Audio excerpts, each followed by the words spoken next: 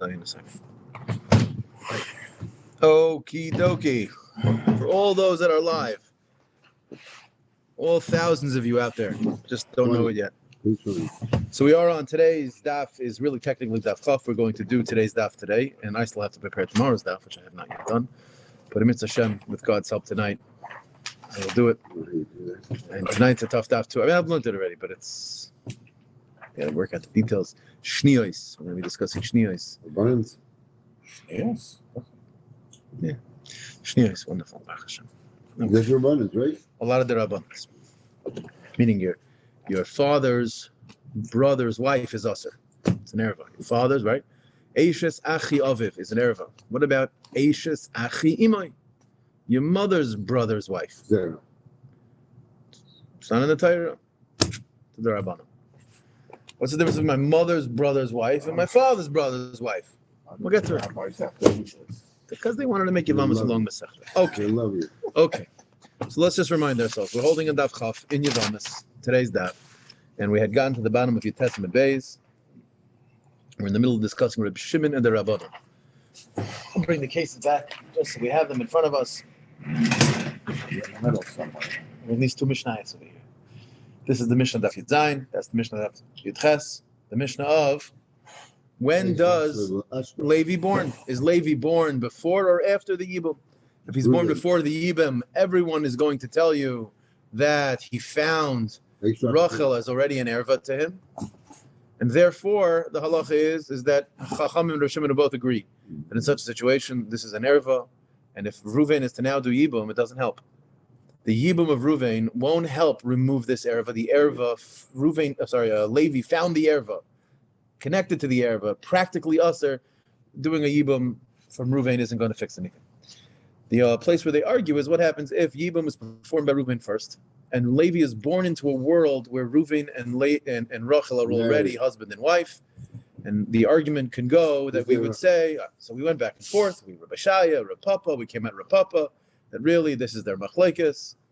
After everything was said and done, we're good to go. We understand that Reb Shimon and the Rabbanan are only arguing in this case. Everyone agrees that if Levi is born into a world where no Yibum have been done yet, that's an erva. Once Yibum is done, they argue. Reb Shimon says, I found Ruvain married to Rachel. The fact that Rachel was once married to Shimon, my brother, who I was not a contemporary with, is irrelevant. The Chachamim say, no, for some reason we can't ignore the past. But Zika is not Kiknusa. Zika and Kiknusa is a different discussion. Zika and Kiknusa has nothing to do with this. That was Reb Shaya's opinion in why the Reb Shimon.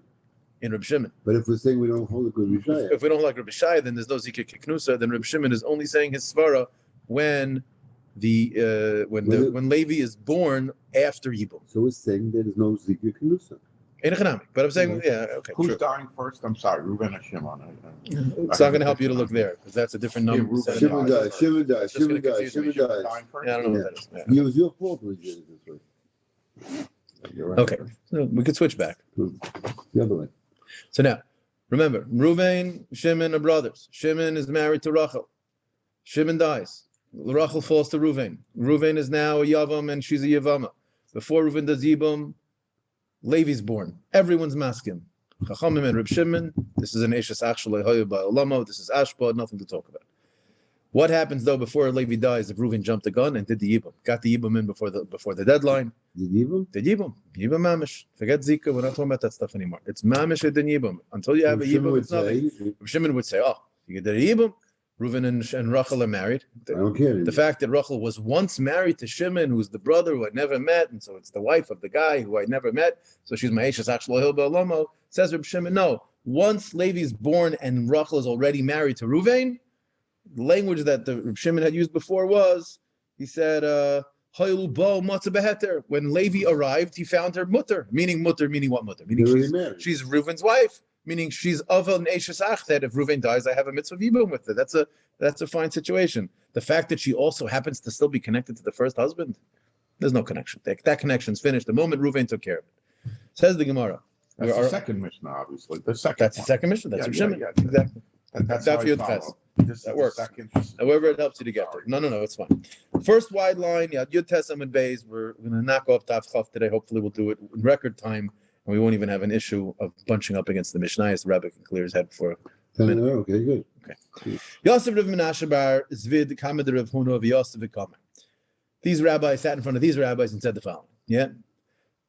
My time of the Reb Shimon. What is the reasoning behind the Reb Shimon?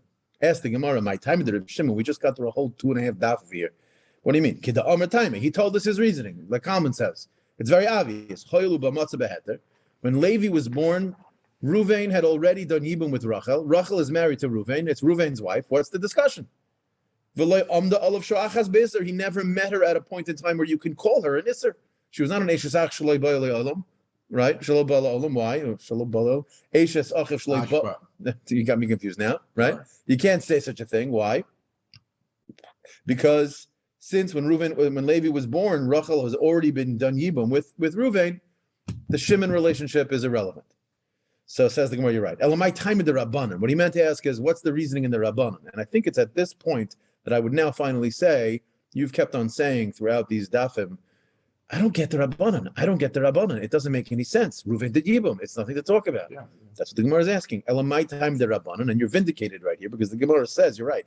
Had I not had a pasuk, Reb Shimon's right. Meaning, the reality is that had the Torah not come and told me what it's about to tell me, it's a pasuk. We'll see it in a minute. Had the Torah not done such a thing, we would have said, like Reb Shimon. Reb Shimon makes a lot more sense. Reuven did Yibum. For me. What would be the reason why I can't be with this lady? Because she was once married to my brother who I never met. We were not contemporary brothers. But what would be the Isser? The Isser would have been an Isser of Eishazach. Well, that's the same Isser that I have with her now, that she's married to Reuven. And if Reuven dies, I have a mitzvah of Yibum to go ahead and take care of that love. Right. The fact that there was an Isser Eishazach from the first woman, well, what did Reuven do? Reuven did Yibum. Reuven took care of that. He knocked that entire connection gone. It's still okay. It's gone. You're right. Says the Rabbanan, I completely agree with you, except I have a pasuk. The pasuk tells me, once an erva, always an erva. Where's the pasuk? Right here. So the gone swear doesn't make any sense. The mother-in-law is after the wife's death is also usher. Which gone? A mother-in-law. After your wife is dead, after the daughter dies. Think about this. A mother-in-law, the daughter dies. The mother-in-law. You don't need pictures. A regular mother-in-law. Your wife dies. Is she still from you? Of course. Yeah. But she's gone. The daughter's gone. Because that's what? Because that's that's an erva. Yeah. Eishazach was also an erva. Eishazach is one on the list. In fact, the conversation you're having is roughly the conversation we're about to see before the Mishnah. We'll get there in a second. No, because it's one of the 6. Chamosa was mother-in-law is the same thing like one of the 15, not the 6. One of the 15. Yeah. So now, so ask the Gemara in the rabbis. Rabbis telling me, Rabbi, what's going on over here? What do you need? You need a pasuk for it. You should learn like Reb Shimon. Learn like Reb Shimon and say that when he found her, he was already married. Now again, I'm jumping the gun a little bit. I'm just saying to lumdis, meaning according to Reb Shimon, what's the explanation as to why Matzah Bava had to? What do you mean? She was an erva yesterday. Now she's not an erva anymore. So I'm sort of jumping the gun a little bit. I think Gemara is going to touch on when we'll see it when we play it out. Is why is the halacha that Ruvain, let's say the Chachamim, why is Ruvain usher to be with Rachel? Sorry, Levi. Why is Levi usher to be with Rachel? What's the isser? Eishazach. There's one lav in the Torah called Eishazach. There's not 5 different types of Eishazach. There's one Eishazach.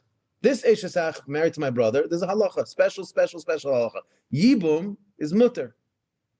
So when now Shimon dies and Reuven does Yibum, who is Shimon? Shimon's gone. Shimon's wife, Reuven took care of her. He subsumed her into his own home. Is Shimon's home any more an issue? No. There's no more Zika from him. There's nothing. Shimon's gone. That's the whole mitzvah of Yibum. Reuven did the mitzvah of Yibum. The Zika's gone. There's nothing left from that old home. All we have left is Reuven and Rachel. Rachel's his real wife. Does Rachel need a chalitza? No, they're married. He did Yibum, they're married. If after he does Yibum, he gives a chalitza, does nothing. They're married. They're married like you and me and you are all married. 100%, nothing to talk about. So that means if they're fully married, then her prior relationship as an Eishazach from Shimon, Reuven subsumed that in.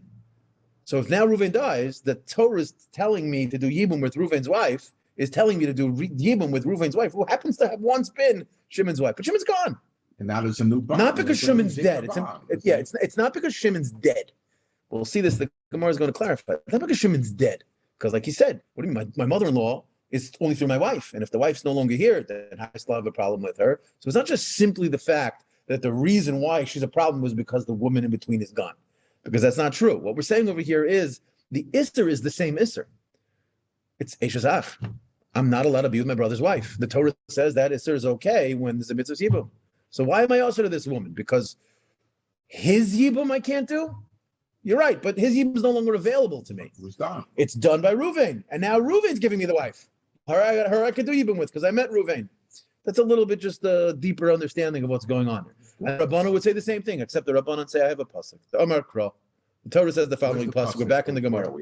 Third line from the bottom on Yud Tesam Beis 19b. Okay, all right. Omar Kra, the pasuk says, "V'lo chaloi leisha." In the end of the parsha over there, it says do yibum, but if you don't do yibum, sorry, v'lo chaloi leisha, you shall do yibum and take her for you as a wife, v'yibma, and it is a yibum. That last word v'yibma is completely unnecessary. If you read the psukim inside, you'll see in the context of the psukim that word v'yibma is entirely unnecessary. The Torah tells you the whole story. Do yibum, yivama yavay aleh, v'lak chaloi leisha, and she'll be your wife. That should be the end of the story. Fatik, the whole thing's over. What is this last word here, v'yibma, in the pasuk? What does it mean? Yeah. V'yibma, and you have done do yibum. She is a yevama still. On some level, says the Gemara, adayin yevumin harishonim aleh.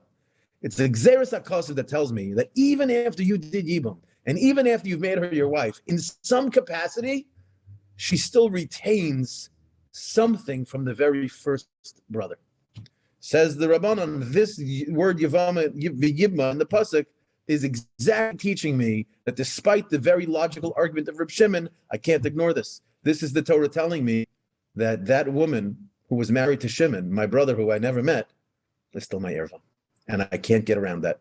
You're right, in Lamdus, in Cheshbon, in Svara, in logic, it makes 100% sense to say that Reuven's yibum makes me, the yibum that I now do with Reuven's dead wife, my dead brother Reuven's wife, that should take care of everything. But the Torah says no, that this woman falling to me, Rachel, although she's falling to me as Reuven's wife, there's still a part of her that is Shimon's wife still. And Shimon is my brother, who is an Eshesach Shaloi Hayobel Lama.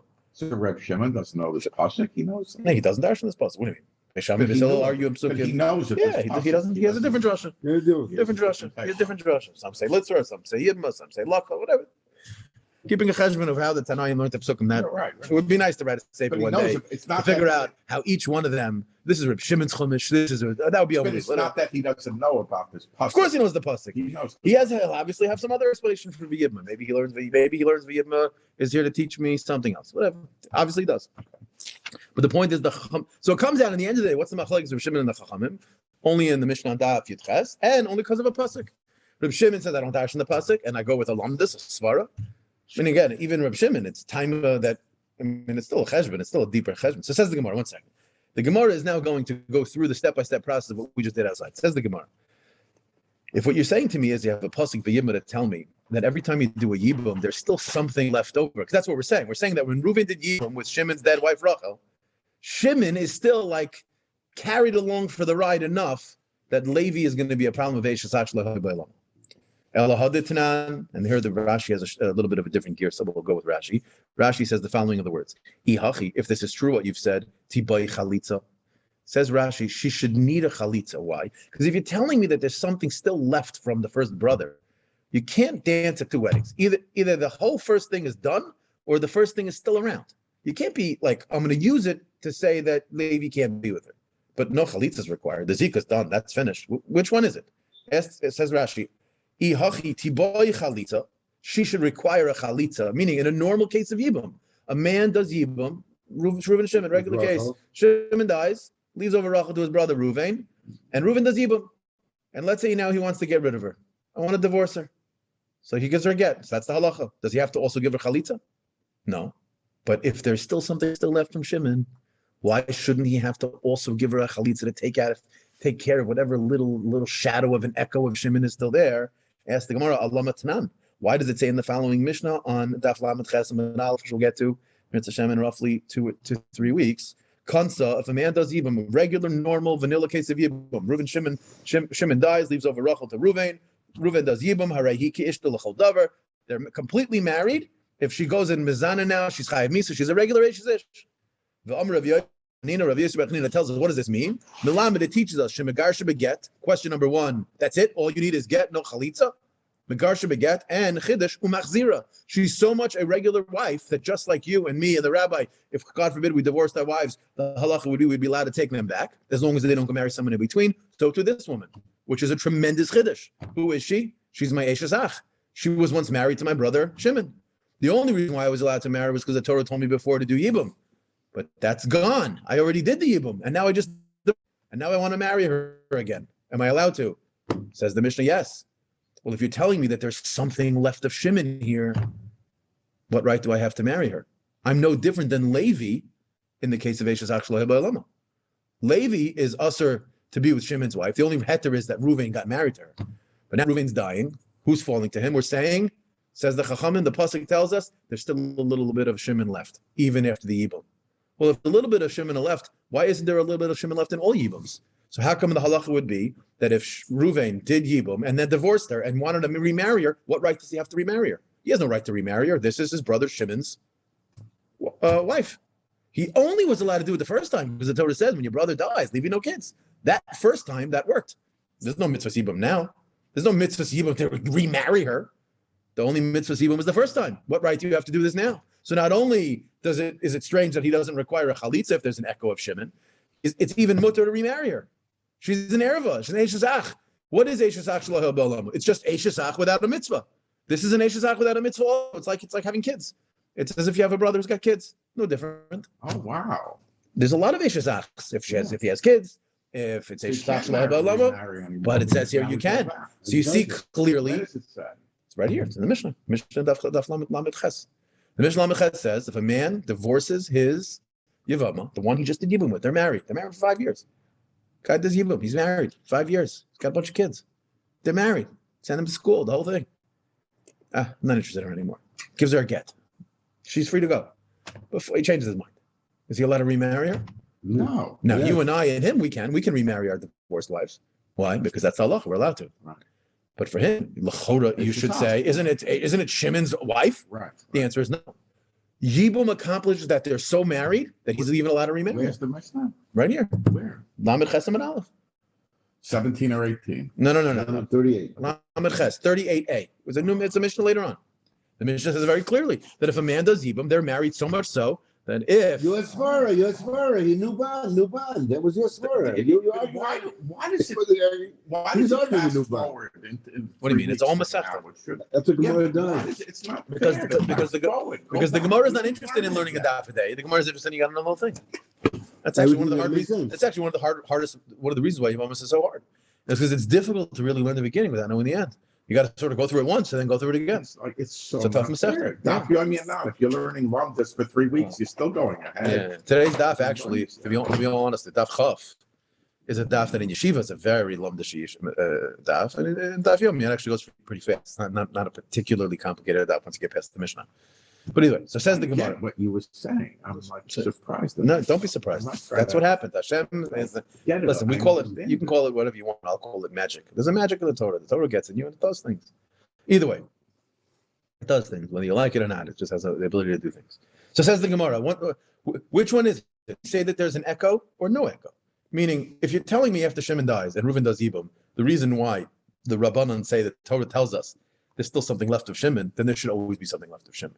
And if there's something always left of Shimon, then I should never be allowed to remarry the woman I did Yibum with. And not only that, if I divorce her, she shouldn't be able to go free without chalitza. I got to do something to take care of my older brother Shimon. So says the Gemara, what do you see? Hasanami, Lema v'Yidma, say the same pasuk, tells me Adayin Yibum Rishon Maleh, that there's still an echo from Shimon, v'tiboy chalitza. And parenthetically also, what right do you have to remarry her? To you. Elamai must be, says the Gemara, Shani Hasam, the Amar Krava Lo Chaloi Leisha. The beginning of the pasuk says, what do you mean? You married her. She's your wife. You could treat her like your wife. What are you allowed to do with your wife? You're allowed to divorce her and remarry her. You don't need to give her a get. I mean, you don't need to give her a chalitza. All you need is a get to get rid of a regular wife. So she's a regular wife.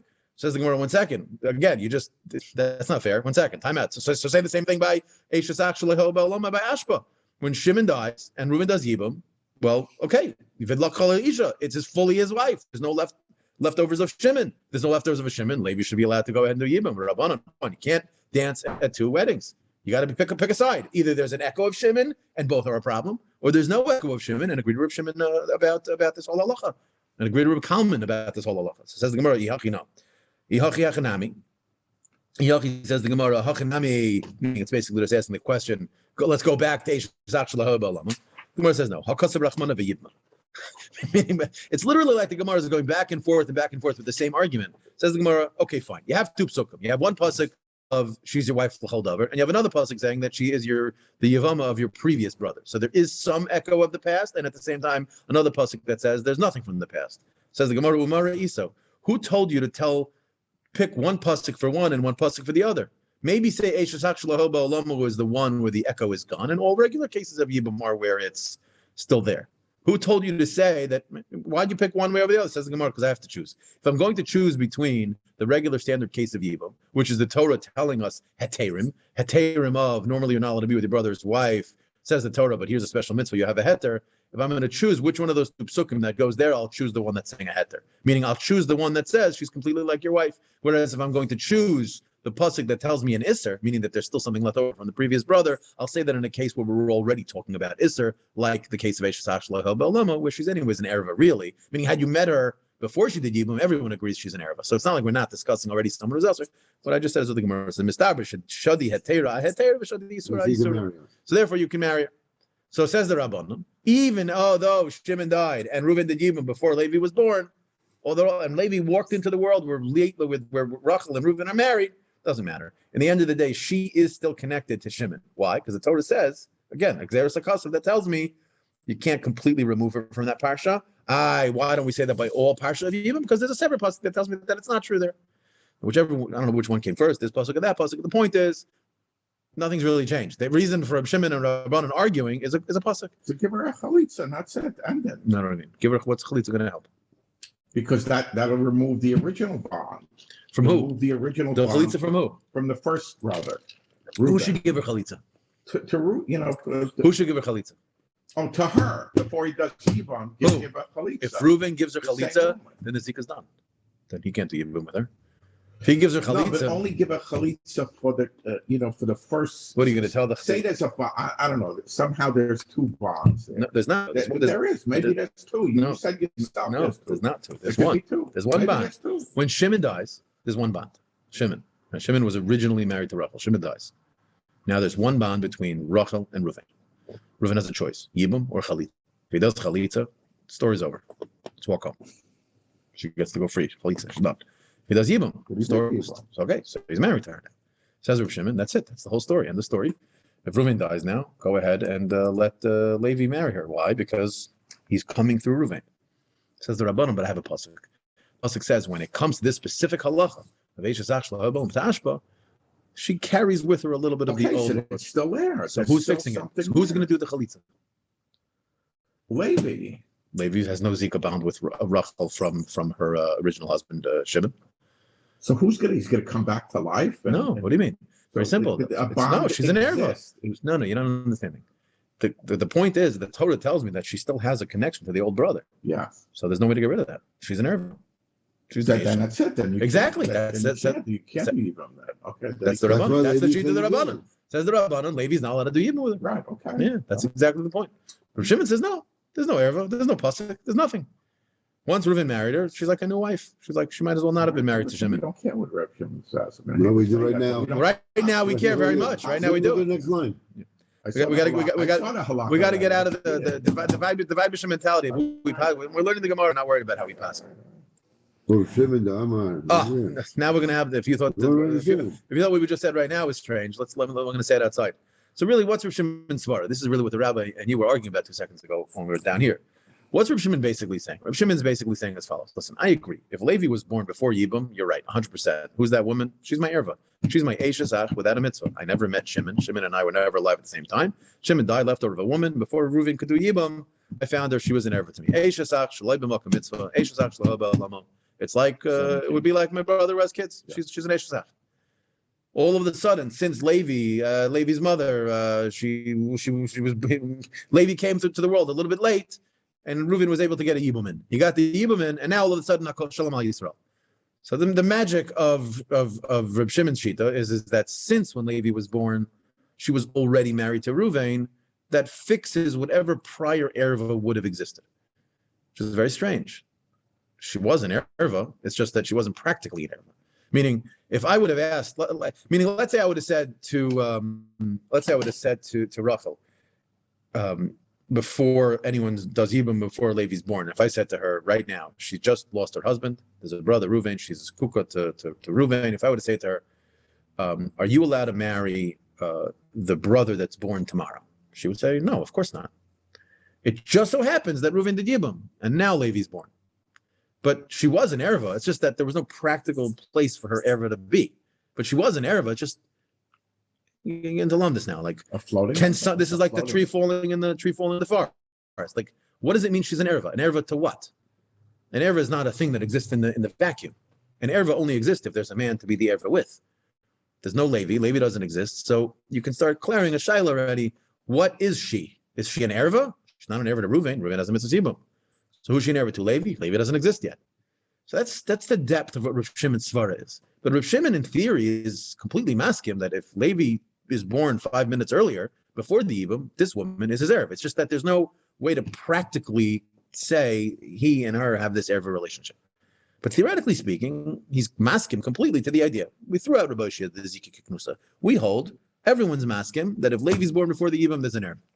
So says the Gemara, what's the magic here? The magic here is Reuven did Yibum, and Yibum fixes all. Says the Gemara, and since you haven't found a actual moment where Rachel and Levi were ever in the world where they have an Erva relationship, and the Erva relationship is only historically possible, and I'll say it outside because the way the Gemara says it, it's a little bit confusing. What if you'd have a case? Okay, it'll help to draw, but I'll say it quickly, and I think you'll get it. What if you'd have a scenario? Two brothers. Okay, Shimon's born. Shimon marries a lady. Doesn't make a difference. We'll call her Rachel. Shimon's married to Rachel. Can you call him Penina? No. Shimon and Rachel. We always use Shimon and Rachel. Yeah, it's okay. I understand it's hard because you're used to the names there, but let's maintain some consistency. So Shimon and Rachel are married. Now, they have no relation whatsoever. Okay? Shimon and Rachel are married. What do you mean they have no relation? No relation. They're a husband and wife. Like you and your wife, me and my wife are unrelated. We're not like cousins or anything. Right. Zero relation. Okay. What if Shimon's father, okay, and Rachel's mother, okay, who are not related, what if they got married now? Meaning, let's say Shimon's parents divorced, Reuven and Rachel's parents divorced, and Shimon's father and Rachel's mother got together now. Nothing wrong with that. I mean, it's a little weird, but nothing wrong with it. Right? I'm sure it's been done. Your father is mother-in-law. Yeah. I'm sure it's been done. Right? So your father and your mother and your wife's mother. I'm sure it's happened. I'm sure it's happened in older couples where maybe, they met, the husband died, mother died, and all of a sudden, you know what? They love each other, they care about each other, they both share a kid, they share grandkids. Makes sense. Nothing wrong with it. In fact, if they should have a kid now, let's say they have a boy, who is that boy? That boy is the brother of both Shimon and the brother of Rachel, but brother from the mother and brother from the father. Wow. Follow that? Okay. That's the case. So I don't need to draw it. It's a very simple case. You have Shimon and Rachel. Now, let's say Shimon and Rachel marry first, and now afterwards, so Shimon and Rachel are married. And now Reuven's born. So Shimon and Rachel are married, and when Reuven's born, his brother Shimon, his brother from his father. Reuven is the one, the son from the parents. Yeah, the father of Shimon and the mother of Rachel. They got together and they had a son, Reuven, after their kids got married. Good. Okay. So now, who is Rachel to Reuven? It's his sister from his mother. Who is Shimon? His brother from his father. Yes. Obviously, Shimon and Rachel are not related, right? Right. They don't share anything. The step. What do you call it? The step. I know you don't like. It's like a distant step. Yeah. Shimon, Rachel, wife and husband and wife. That's literally the only relationship. So now, when Reuven was born, who was Rachel?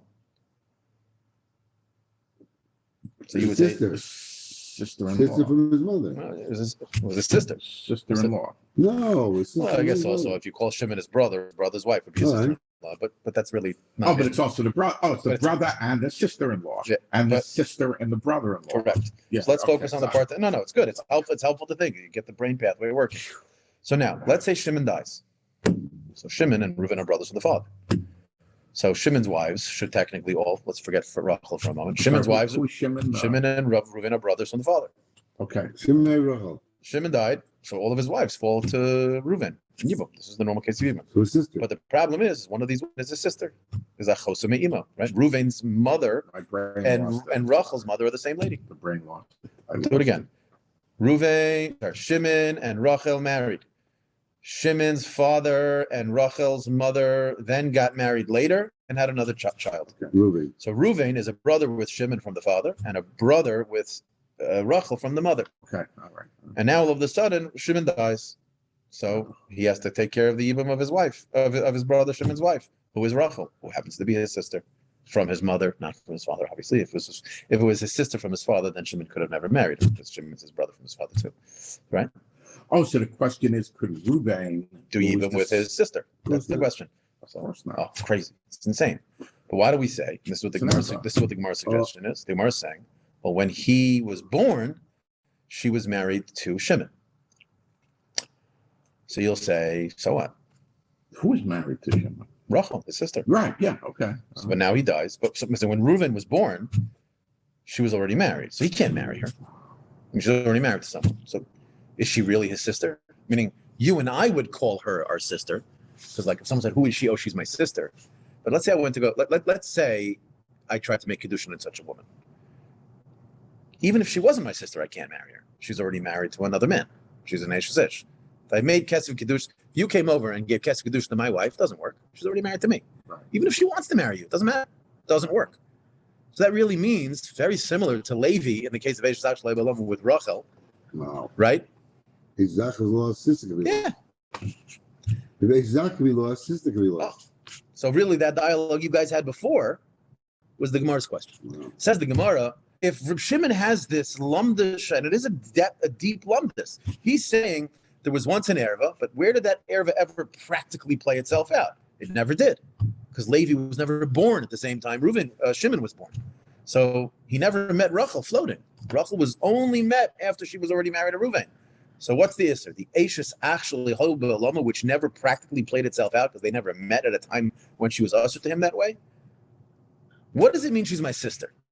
I have a sister. My sister is usher to me. No, she's not. She's an Eishes Ish.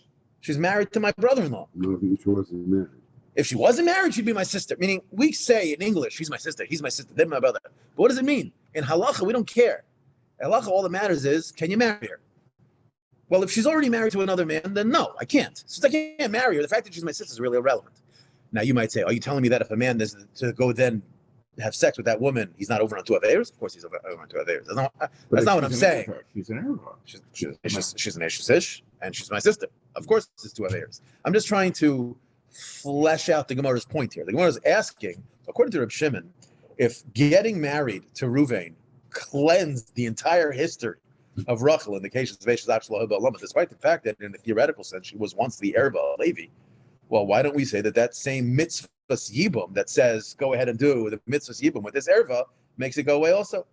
So the Gemara is going to actually say all of the thoughts we're having. Says the Gemara, Ula Reb Shimon, the Amar Hoyelu Bo Motza Beheter, V'lo Yavdo Olav Shorachas Beiser. So according to Reb Shimon, who has this very deep lamdish svara, Ela Me'ata Achosa Me'imo, right?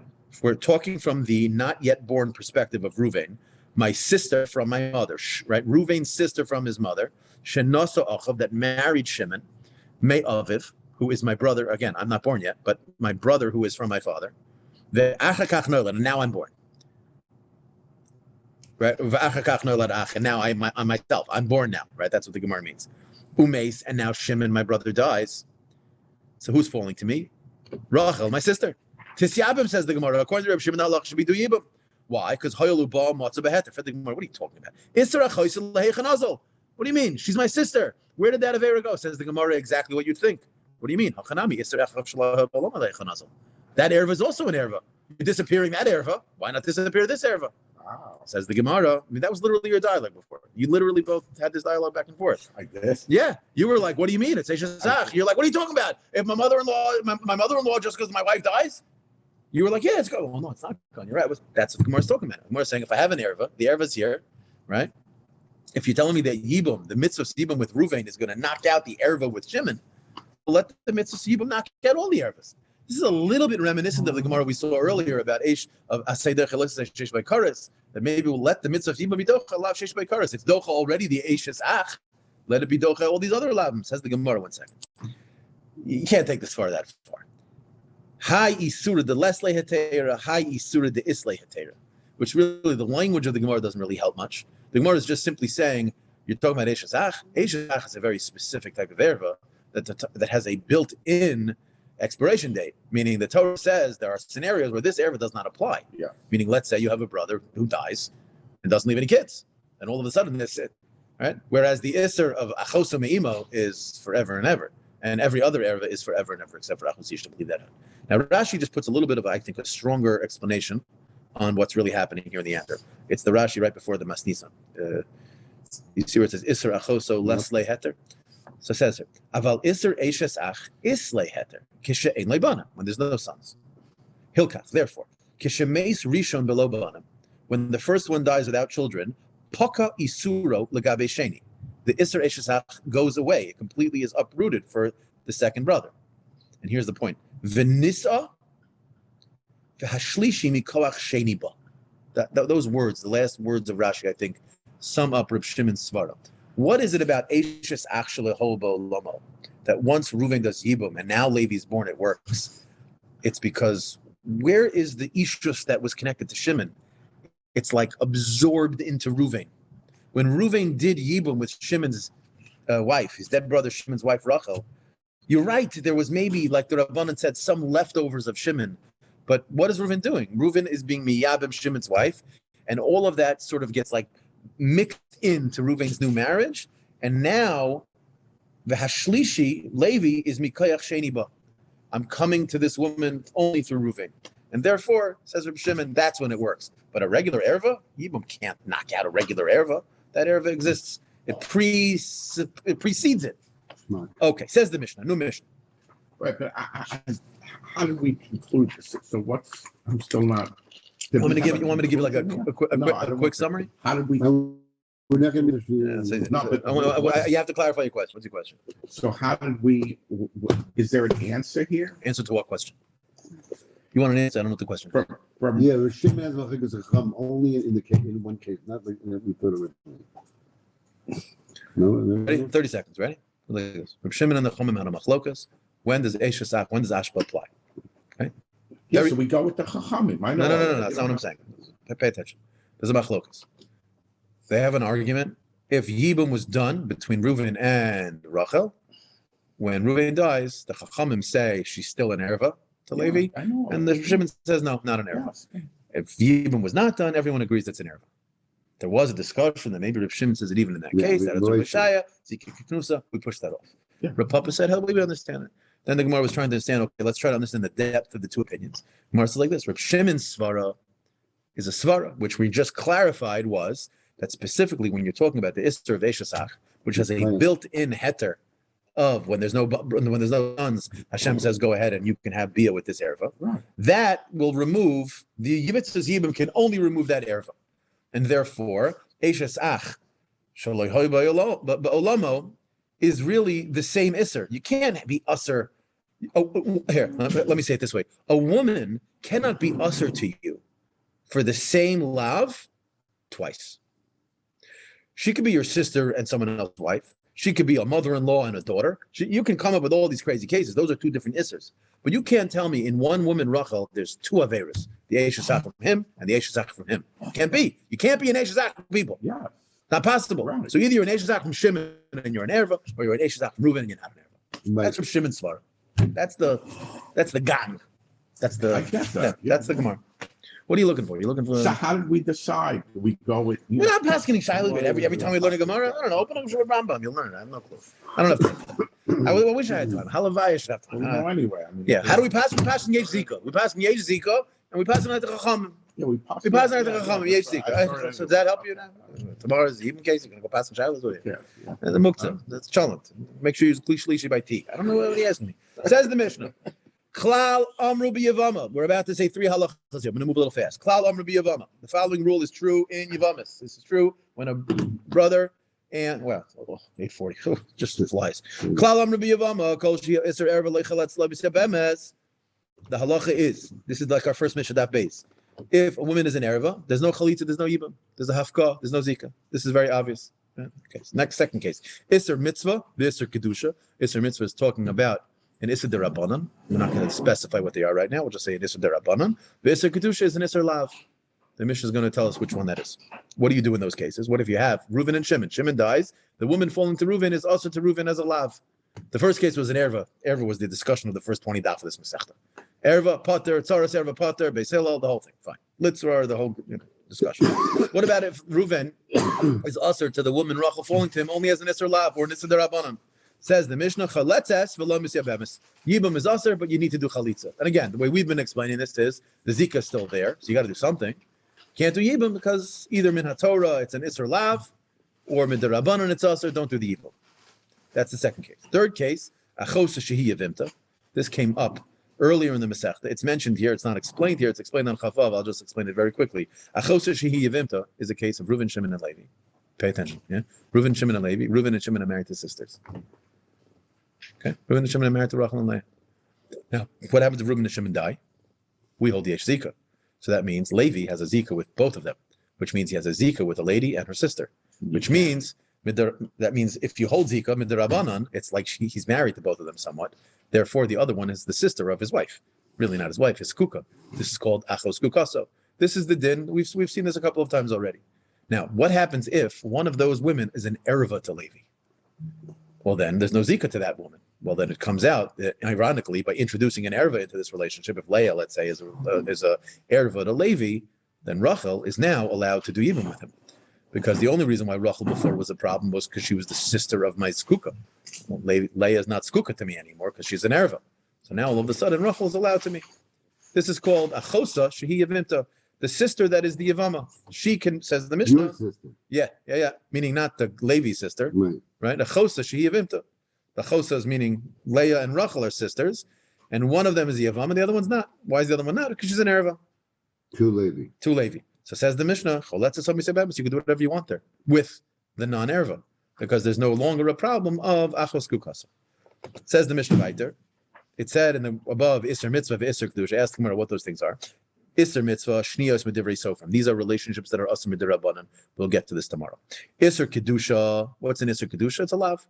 Almana l'kayin gadol is one of them, and almana l'kayin gadol we'll get to in the Gemara hopefully soon is a lav and an assay.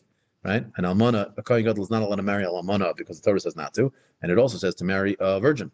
A widow is assumed to be not a virgin. She was married once, so the assumption is that since she's not a virgin, if a kohen gadol marries her, he's being over on two problems: one, the lav, and two, the essay. The Torah says marry a virgin and don't marry a widow. Says the Gemara Mishnah Weiler. What's another example of a lav? Grusha, a divorced or chalutza up woman. L'kohen hedyot. A kohen's not allowed to marry either one of those. Grusha min haTorah, chalutza midirabanan. Mamzeres, a woman who's a mamzer, and a sina is like a mamzeres midirabanan. That's a discussion we're not going to get to it now. Ubas Yisrael and a sin, mamzer on the flip side too. So whether it's the boy or the girl is a mamzer and a sin, either way, all of these things are asur b'lav. As a contrast to an erva, so erva again, no yibam, no chalitza at all. Is the rabbanon or is the raisa that's not an erva, no yibam, but you need chalitza. And we don't have to discuss. It says the Gemara. Klal lasuyei might. Said in the Mishnah, Klal Amru, there's a general rule. What's the general rule including? General rules include other things. Amar Rafim bar Papa, lasuyei tzaras islandus. It's coming to teach me in the first case that even an islandus, the tzaras islandus is also going to be pater. Ukid Ravasi. If you remember, Ravasi was of the opinion that if a woman is an islandus, she's pater min ayibam min chalitza. Ravasi's interestingly said that that's like she's an erva. If that's like she's an erva, then a tzara is also a tzaras erva. Now we don't hold like that. We hold that you only say tzaras erva if the erva predates the death. But if the erva is only created upon the death, then an islandess, which is only an erva upon the death, what's the erva? Eishes ach shalei b'makam mitzvah. The Torah says she has no mitzvah because she can't give birth. Well, now she's an eishes ach without a mitzvah, so she's an erva. But she wasn't an erva 5 minutes ago. 5 minutes ago, she was just his wife. Right? So technically, we hold that the tzaras erva is pater, but tzaras islandess is chayiv. Then yibam. Yeah, Ravasi is not like that. So says the Gemara. At first, we want to say the klal is coming to include Ravasi, which is a little bit of a problem. When we learned the first Mishnah, we said we were excluding Ravasi. Says the Gemara. It's a good thing we have an Igad Amri. The Igad Amri is going to say the opposite. The Igad Amri, Kol Isura Issa Erva. Our Mishnah is telling me when there's an Issa Erva, Hu de Asira Tzara. It's only when there's an actual Erva. Ha, Lo Isura Issa Erva, meaning what? Let's say an islandess, yeah? Tzarasa Lo Asira, Lemute Mai, Amarafim Lemute Tzaras islandess, Ukadaloika Ravasi. Okay, fine. But isn't she is she is putter because she's an erva. Isn't an islandess an erva? Nope. You're allowed to marry an islandess. I'm allowed to marry an islandess. Islandess is not an erva. She only becomes an erva once the guy dies and falls to Yibum to the brother. Because since the Torah says she's putter from Yibum and Chalitza, that's what now I meant. She's an erva. That's what I meant. Yeah. So okay. That's Ravasi's opinion. But we knew that already. I know. The klal is coming to teach me to include Ravasi, at least in the Havmina. We're saying now not to include Ravasi. Adarabba, we're saying it's excluding Ravasi. The Mishnah is very clear. It's only saying erva. Islandess is not an erva. She only becomes an erva. Not going off. That's why it's talking about. Yeah. Says the Gemara Vaita, 2 dots. We're going to have a couple of 2 dots here. So that's okay. We're going to fit. So I explained it when we read the Mishnah, but the Gemara is going to clarify. What is this going on over here? Did I jump a line? No, we're good. Achosa Daman, what's going on over here? What's the case of the Issa that's discussed over here? I explained already that it was an erva. Lema, the Isser mitzvah. If you're going to tell me that Rachel and Leah, let's say Leah is usher on Levi, right? Only as an Isser mitzvah, like an Isser derabanan, or even, by the way, an Isser deraisa, doesn't matter. Kivan de midaraisa ram yakameh. Since Minat Torah there's a zika, so then achos kukaso is achos kukaso. Pogab achos kukaso, you got a problem. Ella, it must be achosa de Isser erva, like we explained. It's talking about an erva, and an erva is mafkia. There's no zika at all. Since there's no zika at all, you don't have us Isser kukaso. Rachel's will be mutter. Isser mitzvah shnias is said in the Mishnah. Amai karile Isser mitzvah. Why are there abundance called mitzvah? Rabbi mitzvah lishma de v'chachamim, because it's the mitzvah listen to the rabbis. Isser kedusha. What's Isser kedusha? Almana l'kain gadol. Grusha basically lavin. Ask the Gemara of Amai karile hu Isser kedusha. Why are lavim called kedusha? Says the Gemara. Dechsev pasuk says kedoshim yihiu le'elokei. You should be kadosh, and it's talking about kehanim. So you see that the mitzvahs of kehanim are called kadosh. Therefore, they're called lavim, which are generally, this is the perfect examples of lavim, are considered kedusha. Tanya, the Brisa says, or Yehuda Machlef, he says it's the other way around. That Isser mitzvah is Alman l'kain gadol gush l'kain hedjit. The pasuk. No, I read it. Kedoshim yiu l'elokei. That you shall be holy, like the Kohanim should be holy. Therefore, the Surim that are talking about a Kohen, meaning marrying an almana, marrying a grusha, all those halachas, those are considered kedusha. However, Yehuda's Machlef, he says that when it says Isser mitzvah is actually referring to the lav, and Isser kedusha is talking about an Isser rabban. Isser mitzvah almana l'kain gadol grusha l'kain hedjit. V'amai karli Isser mitzvah. So according to Rabbi Yehuda, why are those called mitzvahs? T'chsiv eila hamitzvahs Isser eila hamitzvahs, meaning it's a pasuk at the end of Parshas. I'm not sure what Parsha it is, but the end of Sefer Vayikra, eila hamitzvahs. It's going back on all of the things in Sefer Vayikra and the entire Skainim, which includes all the halachas of the Kehanim, and you see that we call it mitzvahs. Isser kedusha, he calls those the shniyos, the Isurim derabanan, v'divrei seifrim. V'amai karli Isser kadosh. Why call those kedusha? Says the Gemara, I'm Rabbi, call them mekayim divrei chachamim, you're kadosh, because a person who keeps the words of the chachamim are called kadosh. Ask Rava, are you telling me? It sounds like you're saying it's optional. Like you're a very special guy if you keep the words of the rabbi. You're a kadosh. I'm like Rava, v'chol she'einu mekayim divrei chachamim kadosh hu d'lei mikri. He's not called a kadosh. Rasha nami lei mikri. Are you saying he's not a Rasha? Person who's listening to the chachamim, he's a Rasha. You don't get a cookie for doing something you're supposed to do. To quote a famous comedian, yeah. You either listen to the words of the rabbis and you're a good Jew. You're not a kadosh. So says Rava, what's the pshat? I'm a Rava. Why is it called kedusha? Kadosh atzmacha b'motalach. Because since we're not Torah, this is not usher, and the rabbis are coming along and saying it's usher, following the words of the rabbis called kadosh, not because you're a kadosh, but because it's considered a maasek of kiddush to go beyond what the Torah asks you to do. Okay, regardless, they each have a different way of describing it. But in the end of the day, says the Gemara, what's starting now, and we have 11 minutes, Mir Hashem, to get to the bottom of the Amud. I'm not going to say it goes fast, but it is one sugya from here to the end of the daf. Says the Gemara. What did it say in the Mishnah? It said that if you have a lav, and the lavin that were listed were almana l'kohen gadol, and then we had a grusha, and we had a mamzer, right? So we had a sin, and a sin. But we'll just talk mamzer. So we have a kohen gadol with an almana, a regular kohen with a grusha, and a mamzer. We'll talk of those three. Says the Mishnah. Says the Gemara. Almana l'kohen gadol kapasik vetani. You didn't differentiate when you talked about almana whether she was an almana from kiddushin or an almana from nisuin. Meaning, what's the distinction? The distinction is whether she's a basula or not. If she was only divorced from the first part of marriage, that means she had never consummated with her husband. So she could very well be a basula. She's still a virgin. If she's still a virgin, then the only issue with her is a lav, because she's still a basula. If she's still a basula, then you're not being over on the Torah's requirement that your wife be a basula.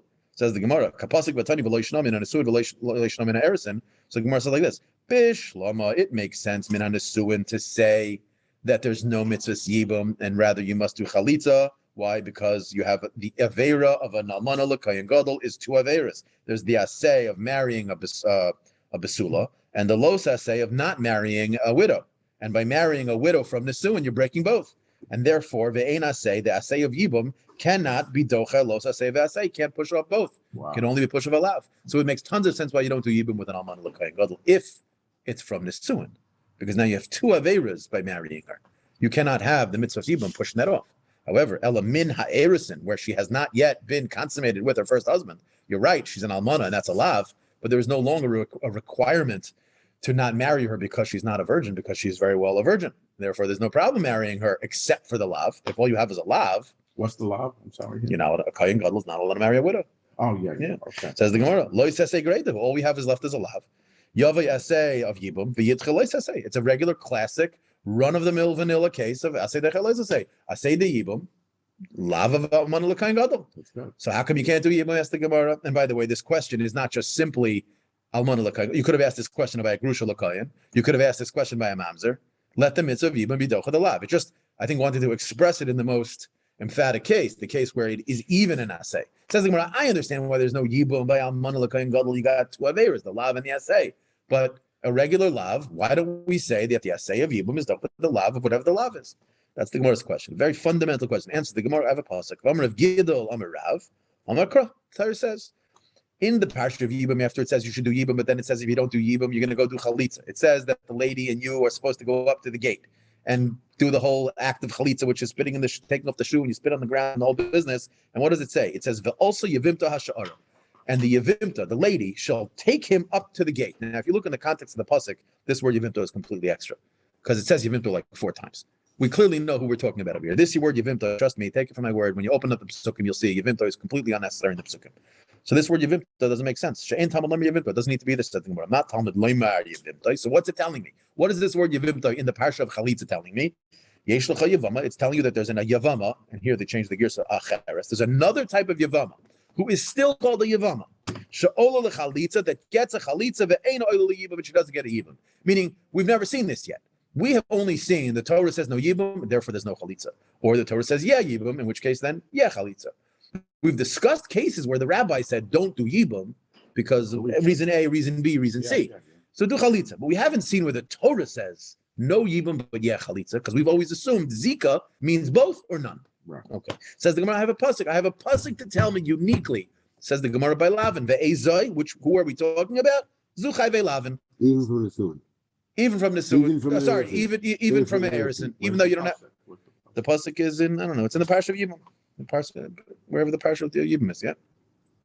So let's just quickly remind ourselves. What did we just say? The Torah tells me that although you're correct, there should be an assay of Yibum being docha the lav of all of these lavim, kohen legrusha and a mamzer, all of the lavim that exist in the Torah should be pushed off. Why? Because there's a mitzvah of Yibum. I said the Torah tells me no, don't do chalitza. This is the unique case. Says the Gemara, if I have a pasuk and it doesn't say anything in the pasuk specifically, you found the pasuk and you want to hang some sort of a rule on it, why did you choose to limit it to lavin? Why not say it by all averas? Even chayvi krisis. Even say something more of ve'ema chayvi krisis also, meaning say that when the Torah says no yibum, doesn't mean no chalitza, it just means no yibum. Meaning chayvi krisis, chayve lavin v'asay, doesn't make a difference. Across the board say that you still need chalitza. The Torah said, do yibum. If you can't do yibum, do chalitza. So Gemara says, no. I have another pasuk. When it talks about chalitza, what does it say? If he doesn't want to do yibum, if he doesn't want to do a lekicha, he doesn't want to marry her, then he goes and does chalitza. So what do you see? Ha-chafetz miyabim. You can only have a chalitza if you could have done a yibum. So therefore, chayve krisis, we say, kol ha'ola le-yibum, ola le-chalitza. You could do yibum, you can then do chalitza. Because ain't ola yibum, but if you can't do yibum, ain't ola chalitza, which the way we're going to explain this is the Gemara is saying simply the reason why chayve krisis are not included is because you cannot do yibum with a chayve krisis. Now you might say, 1 second, you're not supposed to do yibum with almana l'kayin gadol either, because ein asay docha los asay v'asay. So that is inherent in the next question of the Gemara. I hachi chayve lavin. It doesn't actually say it. The Tosfos on the Amabay says that chayve lavin here means really the primary questions coming from almana l'kayin gadol. If you're telling me that the whole reason why the svara by chayve krisus is that you can't have a yibum, no yibum with a chalitza, because once the Torah says there's no yibum, it says no chalitza. Why? Because you can't do yibum.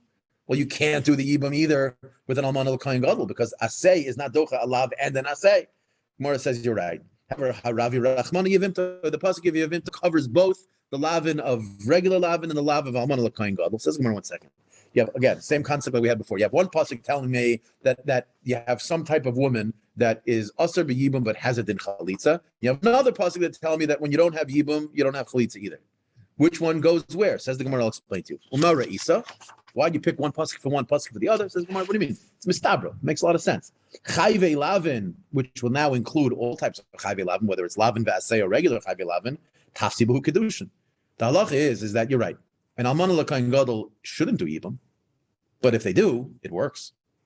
In fact, if we're not talking about a yibum situation at all, if a kayin gadol loves his almana, he finds an almana, she's a ba'ula, got all of the averas in the world. If he goes over and says, "Harei Mekudesh in front of Adam," they're married. Nothing to talk about. There is tefisas kiddushin. She's a virgin. Even if she's not a virgin, doesn't matter. The only time there's no tefisas kiddushin if she's an erva, kares. Same thing with a mamzer. You're not supposed to mamzer, but if you say Harei Mekudesh to a mamzer in front of Adam, it's good.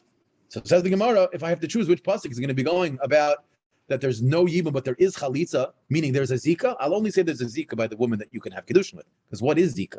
Zika is effectively a type of ishus.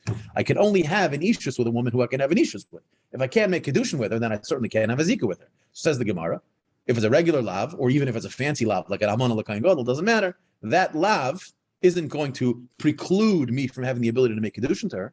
So therefore, that woman is going to be the woman that you still need a chalitza from. Whereas chayve krisus loy tafsibu kedushin, so therefore izika is not going to be there either, so you don't even need chalitza. So what comes out is we knew this before. This is just the Gemara breaking it down for us. Really, chayve krisus, because there's no tefisas kiddushin, therefore there's no zika. If there's no zika, there's no yibum or chalitza. Whereas chayve lavin, since there is tefisas kiddushin, if there is tefisas kiddushin, you need a chalitza, but you can't do yibum. The Torah says because why? Because there's an avera standing there.